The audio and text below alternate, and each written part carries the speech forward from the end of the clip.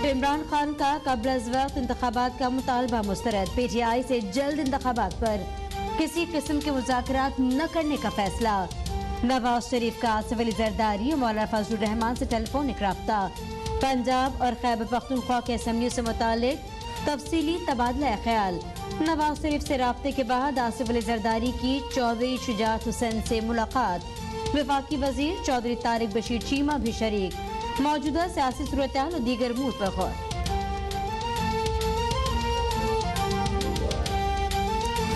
बहुत सारे MNAs जो थे वो इस नुक्ता नज़र के हामी थे कि असम्बलियों से इस्तीफा ना दिया जाए। खत्मी फैसला जो है वो इमरान खान ने करना है। काफ लीग फौरी पंजाब असम्बली तोड़ने के हक में नहीं। ज्यादातर अरकान की राय है कि असम्बलियों से इस्तीफा न दिया जाए।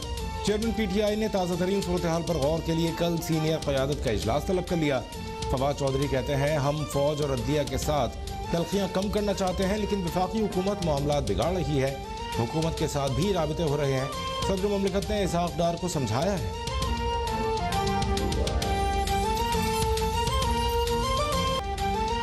तामीर और तरक्की अमल से होती है, धरनों से नहीं। रोने धोने, मरसिया पढ़ने और तमाशा लगाने से कुछ नहीं बनेगा। वजीर आजम शहबाज शरीफ का नाम लिए बगैर इमरान खान को पैगाम। मंगला डैम की यूनिट 5 और 6 की बहाली की तकरीब से खिताब में कहा, पहले डैम्स बनाए जाते तो आज सस्ती बिजली दस्तयाब होती। पर बिजली शम्सी तवानाई और हवा से बिजली बनाने पर तवज्जो दी जाती तो आज हमारा ईंधन का बिल 27 अरब डॉलर न होता। 1 अरब डॉलर के बॉन्ड से मुतालिक बहुत कुछ कहा गया, लेकिन हम ये अदायगी कर चुके हैं। बैठ जरा आप। नहीं बात में बैठेंगे प्लीज। मैं आपसे बात करेंगे ना, मैं बात करेंगे आपसे। सो प्लीज मेरी बात सुनिए जरा। आजाद कश्मीर के लिए आपसे बात करेंगे। प्रेसिडेंट साहब, प्राइम साहब बैठे, आप बात करेंगे। वज़ीर आज़म शहबाज शरीफ के खिताब के दौरान वज़ीर आज़म आज़ाद कश्मीर की बार बार मदाखलत। तनवीर इलियास की जानिब से खिताब के दौरान बार बार बोलने की कोशिश पर शहबाज शरीफ तहम्मुल और बर्दाश्त का मुजाहरा करते रहे।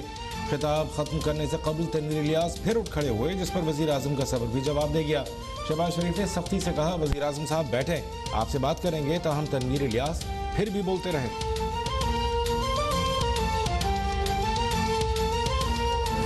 पाकिस्तान को खाम तेल जो है वो कम कीमत पर मिलेगा। रूस पाकिस्तान को डीजल और पेट्रोल दोनों कम कीमत पे डिस्काउंट के ऊपर देगा। रूस पाकिस्तान को रियायती निर्खों पर पेट्रोल और डीजल फराहम करेगा। वज़ीर मुमलिकत बराए पेट्रोलियम मुसद्दिक मलिक की दौरे रूस से वापसी पर प्रेस कॉन्फ्रेंस। कहा रूस से LNG के मुआहदे भी करेंगे। रूसी सरकारी वक्त जनवरी में पाकिस्तान का दौरा करेगा। ईरान ने 2 मिलियन पाउंड की इजाफी LPG देने का ऐलान किया है। सर्दी में नाश्ते और खाने के औकात में गैस की फराहमी यकीनी बनाई जाएगी। सुबह 6 से 9 बजे, दोपहर 12 से 2 बजे और शाम 6 से रात 9 गैस की फराहमी यकीनी बनाई जाएगी। इक़्तिसादी राबिता कमेटी ने रूस से गंदम खरीदने की मंजूरी दे दी। वज़ीर ख़ज़ाना इसहाक डार की ज़ेर सदारत इजलास में रूस से $372 फी टन के हिसाब से 4.5 लाख टन गंदम दरामद करने का फैसला। गंदम 1 फरवरी से 31 मार्च 2023 तक गवादर पोर्ट के जरिए दरामद की जाएगी। गवादर पोर्ट से अंदरूनी मुल्क नकलो हमल पर कोई भी इजाफी लागत पैस्को बर्दाश्त करेगी।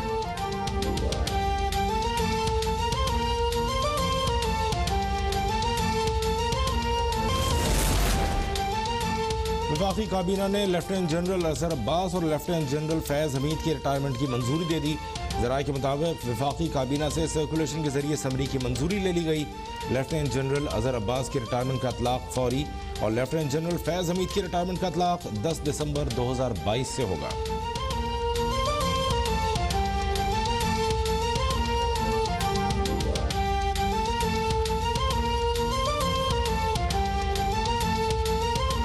तोशाखाना रेफरेंस में इमरान खान को PTI की चेयरमैनशिप से हटाने के लिए कार्रवाई का आगाज। इलेक्शन कमीशन केस की समाअत 13 दिसंबर को होगी। चेयरमैन PTI इमरान खान को इलेक्शन कमीशन का नोटिस मौसूल।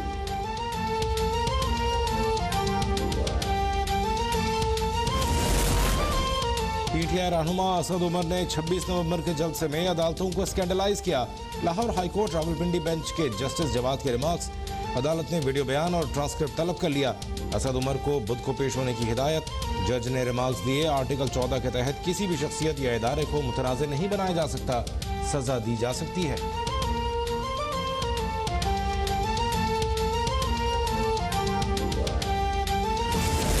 खैबर पख्तूनख्वा असेंबली में हेलीकॉप्टर्स के इस्तेमाल से मुतालिक बिल पेश। नवंबर 2008 से हेलीकॉप्टर जाती कामों के लिए उड़ा या सरकारी पूछगछ नहीं हो सकेगी। हेलीकॉप्टर के बेदरीग इस्तेमाल को कानूनी करार देने के खिलाफ ओपोजिशन का भरपूर एहतजाज और हंगामा आराई। एनआरओ के नारे।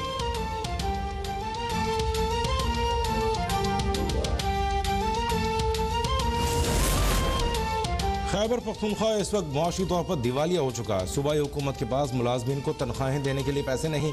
सरबराह JUI मौलाना फजलुर रहमान की पेशावर में प्रेस कॉन्फ्रेंस। कहा, इमरान खान ने खैबर पख्तूनख्वा में इतनी नाकामियां छुपाने के लिए असेंबली तोड़ने का शोशा छोड़ दिया। हुकूमत छोड़ना आसान है, लेकिन 13 साल का हिसाब देना होगा।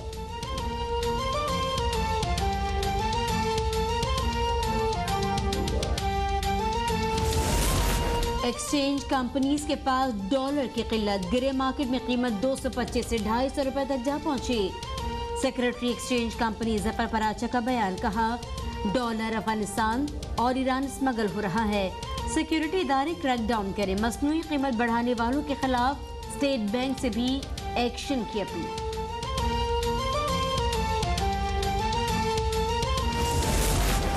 मुसलमानों पर मोदी सरकार के मजालिम देखकर साबिक भारतीय वजीर आजम मनमोहन सिंह भी चीख उठे।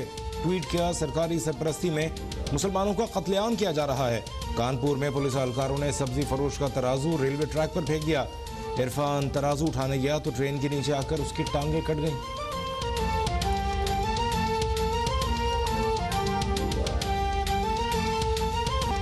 रावलपिंडी टेस्ट में दिलेराना फैसलों ने इंग्लैंड को जितवा दिया। पाकिस्तान को 74 रन से शिकस्त।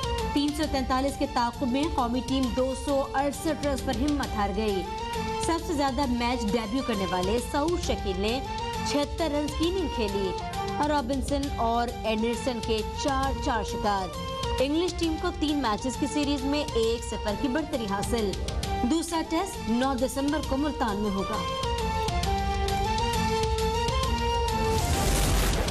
रावलपिंडी टेस्ट में हम तवक्को के मुताबिक परफॉर्म न कर सके। कप्तान बाबर आजम का एतराफ। कहा, आखिरी दिन जीत सकते थे, लेकिन विकेटें गिरती रही और पार्टनरशिप न बन सकी। मजमूई तौर पर बैटर्स और बॉलर्स की कारकर्दगी बहुत बेहतर रही। इंग्लैंड के कप्तान बेन स्टोक्स ने जीत का क्रेडिट पूरी टीम को दे दिया।